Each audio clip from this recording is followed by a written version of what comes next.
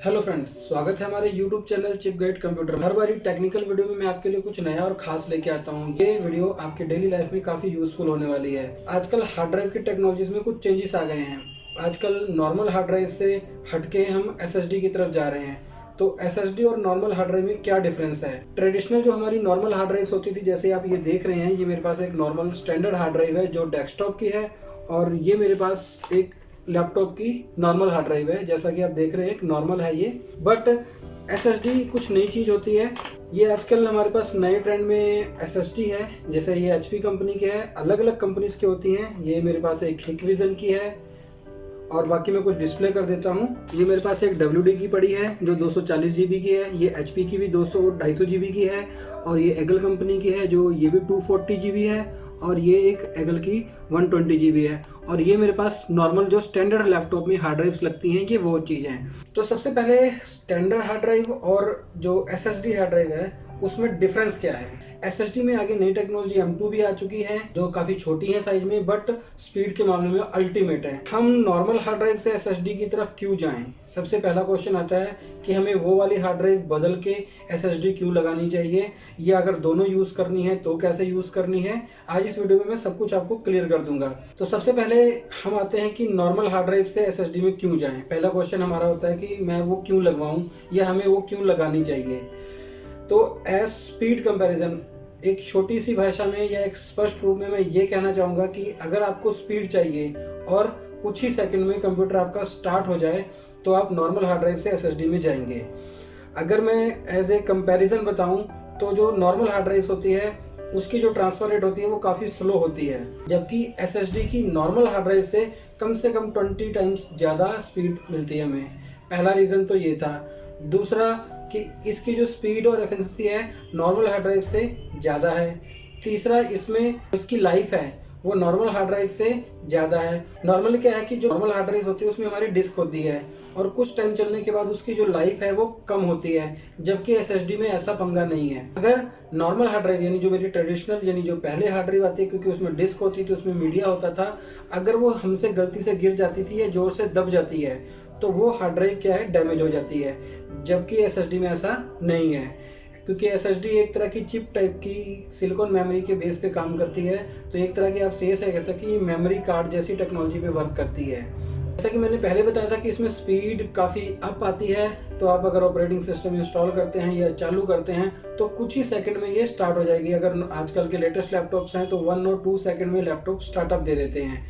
पुराने लैपटॉप भी इतनी स्पीड से काम करते हैं। और डाटा लॉस होने का इसमें सबसे जो लॉस पॉइंट है वो बहुत ही ना के बराबर है। आजकल माइक्रोसॉफ्ट ने इसमें एक अपडेट भी दे दी है विंडोज 10 पे कि SSD की भी लाइफ को वो आइडेंटिफाई करने लग गया है, तो उसकी हेल्थ बताने लग गया है। उसमें हम टूल्स इंस्टॉल करके माइक्रोसॉफ्ट ने खुद ये अपडेट दे दी है, जिसकी वजह से हम अपनी SSD की लाइफ को भी साथ साथ मॉनिटर भी कर सकते हैं, और बैकअप वगैरह के हमें ऑप्शंस का भी पता लगता रहता है। नॉर्मल हार्ड ड्राइव्स में ये भी देखने को मिलता है कि स्लो तो चलता ही है और डाटा लॉस होने का ज़्यादा चांस रहता है, जबकि SSD में ऐसा नहीं है। अब कुछ आता है कि कौन सी कंपनी की SSD लेनी चाहिए।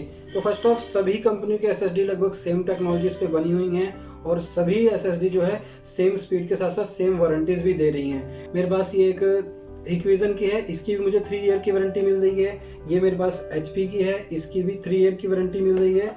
और ये एक ADATA है, इसकी भी 3 ईयर की वारंटी है।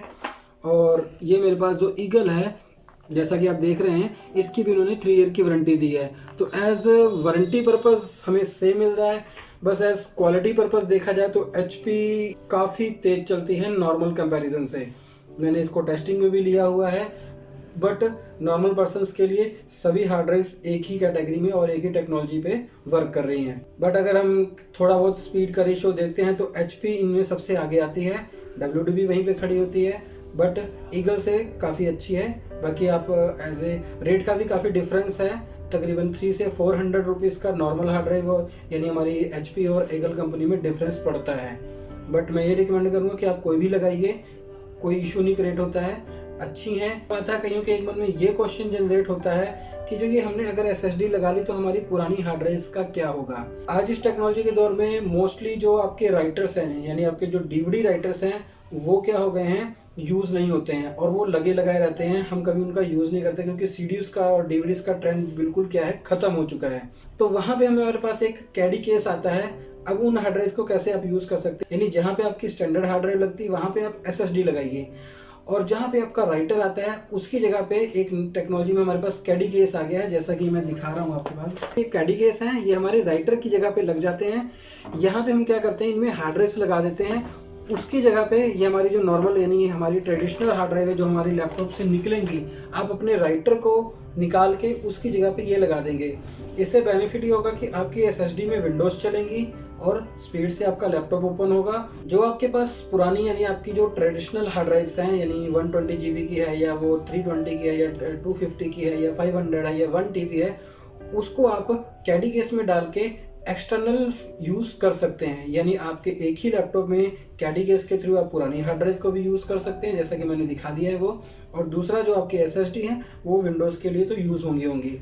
स्पीड भी अच्छी आएगी, आपका जो लैपटॉप की है स्पीड के साथ साथ रिलायबिलिटी और परफॉर्मेंस पे बहुत ज़्यादा इजाफा हो जाता है, चलाने में भी हमें अच्छा फील होता है। आपके पास अगर ड्यूल कोर है तो भी उसे आप काफ़ी स्पीड से यूज़ कर सकते हैं। जैसे कई लोग कहते हैं कि i5 ले लो, i3 ले लो, बट आपका वर्क उस लेवल का नहीं है तो आप ड्यूल कोर में एसएसडी लगाइए, आपका लैपटॉप बहुत ज़्यादा फास्ट चलेगा। सिंपल लैंग्वेज में मैंने जो समझाना था कि एसएसडी आज की लेटेस्ट टेक्नोलॉजी है और नॉर्मल हार्ड ड्राइव से स्पीड बढ़ाने के लिए हम इसका यूज़ करते हैं और डाटा लॉस का भी पॉइंट कम हो जाता है। अगर आपको टेक्नोलॉजी रिलेशन कोई डाउट है तो कमेंट बॉक्स में ज़रूर बताइए। वीडियो कैसी लगी लाइक और कमेंट जरूर कीजिए। धन्यवाद।